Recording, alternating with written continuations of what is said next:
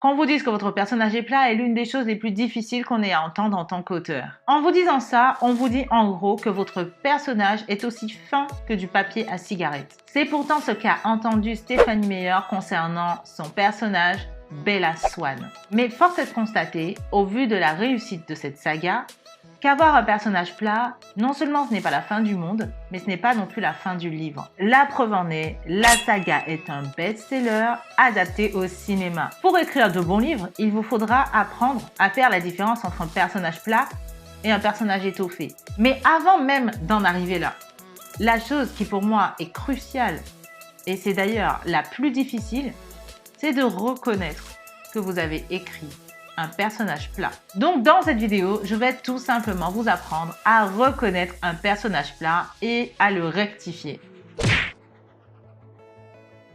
Salut à toi et bienvenue sur ma chaîne. Si tu ne me connais pas, je suis Priska, je suis coach en écriture et sur cette chaîne, je me suis donné pour mission de t'apporter les outils d'analyse nécessaires pour que tu puisses écrire ton roman. Et si ce n'est pas encore fait, je t'invite à t'abonner à cette chaîne. Donc comme je disais en début de vidéo, Bella Swan est un personnage plat. Et je ne suis pas la seule à le dire, je peux vous sortir combien d'articles qui en parlent. Bella est un personnage inintéressant. Mais concrètement, c'est quoi un personnage plat? C'est un personnage avec pas ou très peu d'émotions. Elle n'a quasiment pas de motivation personnelle, pas de hobby, pas de passion. Et il faut le dire, ce sont des personnages qui à la base ne sont pas complexes, mais ne vont pas non plus subir de changements, de modifications qui les rendront plus complexes. En d'autres termes, ils sont l'exact opposé du personnage étoffé, du personnage 3D, du personnage rond. Le personnage plat a 4 caractéristiques. Premièrement, il n'a aucun conflit interne. Ses défauts sont extrêmement doux, aucune aspérité. On ne peut pas dire que c'est un personnage qui fera du mal à une mouche. Deuxièmement, il est conforme à un stéréotype. J'ai déjà parlé des stéréotypes sur cette chaîne et je pense que vous voyez maintenant ce qu'est un stéréotype. Si vous ne savez pas, eh bien, je vous invite à aller visiter les autres vidéos que j'ai fait sur le sujet. La troisième caractéristique systématique des personnages plats, c'est qu'ils n'évoluent pas. Alors, tous les personnages qui n'évoluent pas ne sont pas des personnages plats, mais par contre, tous les personnages plats n'évoluent pas. Et enfin, ce sont des personnages qui ne sont pas complexes. Ils manquent de paradoxes. Ils manquent de multi-personnalité. Et ça en fait des personnages ennuyeux. Et pour ceux qui ne se rappellent pas de Bella, ou ceux qui ne la connaissent pas, je vais vous faire un petit topo. Bella est une adolescente assez réservée. Elle quitte sa mère et la Floride parce que celle-ci s'est remariée et qu'elle se sent de trop. Elle va donc vivre chez son père, avec qui elle a eu très peu de contacts. Et le jour de la rentrée de Bella, elle tombe sur le charme d'Edward Cullen. Suite à ça, ils vont se tourner autour et elle sera fortement attirée par lui et elle découvrira que c'est un vampire. Bella est attirée par le danger, mais ne trouve d'aucun autre défaut qui fasse d'elle quelqu'un de torturé. Et pour les fans de Twilight qui ne sont pas d'accord avec mon analyse, juste par déni pur, on va faire un test. Le test ultime pour détecter un personnage plat. Question numéro 1. Bella avait-elle ou a-t-elle une passion, un grand rêve, un hobby en dehors d'Edward Cullen?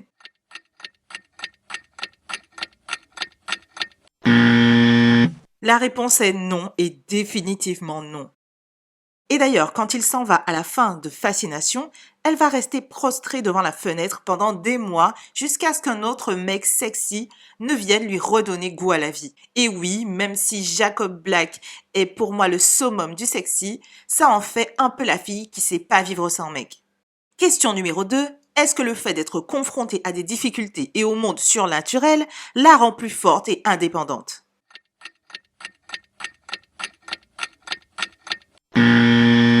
Encore une fois, non. Je vous ai déjà expliqué pourquoi à la question précédente.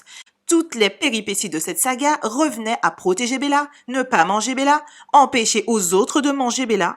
Certes, oui, elle devient plus forte physiquement, mais ce n'est pas un changement interne venu suite à une perte ou à une difficulté. En d'autres mots, c'est trop facile et ça ne compte pas.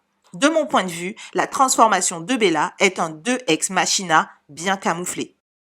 Et enfin, question numéro 3. Si de Twilight, on enlève tous les autres personnages, Edward, Jacob, les Cullen, les vampires, les loups-garous, est-ce que Bella suffit pour que l'histoire soit intéressante?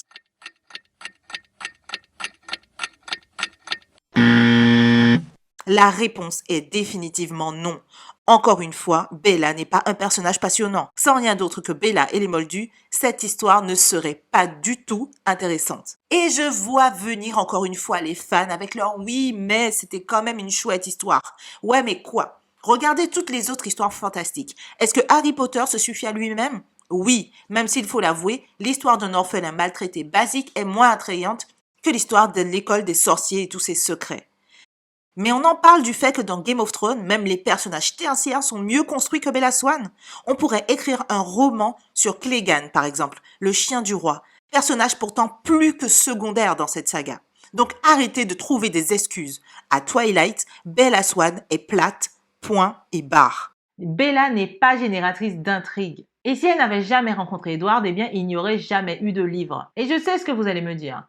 C'est normal qu'elle rencontre Edward puisqu'il fallait que le livre existe. Mais au fond, soyons honnêtes, si on regarde les autres personnages, est-ce que à eux seuls, de façon isolée, on peut écrire un livre sur leur histoire? Eh bien la réponse est oui. Même le père de Bella, un être complètement ennuyeux et morne, serait largement suffisant pour écrire un livre. On pourrait largement écrire un livre sur Jacob, sur Edward et même sur absolument tous les membres de la famille Cullen. Il n'y a en fait que Bella dont la vie est trop ennuyeuse pour pouvoir écrire un roman dessus. Du coup, on retiendra que le personnage plat est une complexité proche de zéro. Ce qui fait qu'utilisé seul, le personnage plat ne permet pas à une histoire de tenir debout. Mais bizarrement, j'ai beau critiquer ouvertement Bella, pourquoi est-ce que Twilight tient alors que son personnage principal est plat? Ce qui me mène à une autre question. Est-ce que c'est grave si un personnage est plat? Eh bien non. Ici, Bella pourrait correspondre au newbie qui débarque dans un monde fantasy et qui nous fait découvrir que les vampires et les loups-garous existent. Elle a un petit peu le rôle, tout aussi plat, d'Alice au Pays des Merveilles. Et je vous avoue qu'après une longue réflexion, si Bella avait été plus compliquée, si Bella avait eu un caractère plus fort, eh bien l'histoire n'aurait pas forcément été un succès. Si Bella avait été compliquée et complexe, on se serait axé sur la façon dont elle va gérer ses problèmes personnels, plutôt que sur l'histoire d'amour et fantastique qui a lieu dans cette région cachée du monde. Bella et ses travers n'étaient pas le but premier de l'histoire. Elle était là, bien au contraire, pour nous plonger dans un monde fantastique. Ce qui m'amène d'ailleurs à une autre théorie. Est-ce que les personnages ne sont que des outils? Dites-moi en commentaire ce que vous pensez de cette théorie. Dites-moi en commentaire si vous êtes d'accord ou si vous n'êtes pas d'accord. Du coup, comment arrondir un personnage? Comment l'étoffer? Déjà, la première question à vous poser, c'est comment est-ce qu'il va servir mon histoire? Le danger et le contre-pied serait de vouloir à tout prix étoffer un personnage alors que le récit n'en a pas besoin. Mais le deuxième danger, c'est de créer un personnage plat par accident en étant persuadé qu'il s'agit d'un personnage complexe. Ça peut réellement vous gâcher une histoire. Et selon moi, Stephanie Meyer n'a pas utilisé Bella de façon anodine. Elle savait parfaitement ce qu'elle faisait. D'ailleurs, Stephanie Meyer était carrément étudiante en écriture, je ne sais quoi. Bref, on s'en fout de ça. On s'en bat les couilles, on s'en bat les couilles, on s'en bat les couilles. Et avec tout ce que je vous ai raconté, est-ce que vous serez assez honnête pour me dire en commentaire si votre personnage est complexe, si votre personnage est plat et si votre personnage est étoffé? Dites-moi en commentaire comment est-ce que vous créez vos personnages, si vous avez d'autres exemples de personnages plats. D'ailleurs, moi, j'en ai d'autres et je pense faire d'autres vidéos à ce sujet. Et si par hasard, parmi vous, certains auteurs remarquent que leurs personnages sont plats et ne savent pas comment y remédier parce qu'ils n'avaient pas fait exprès, je vais vous donner 3 clés pour y remédier. Je rectifie. Je peux même vous en donner 7, car entre-temps, j'ai eu la chance de donner une masterclass sur mon groupe privé Facebook.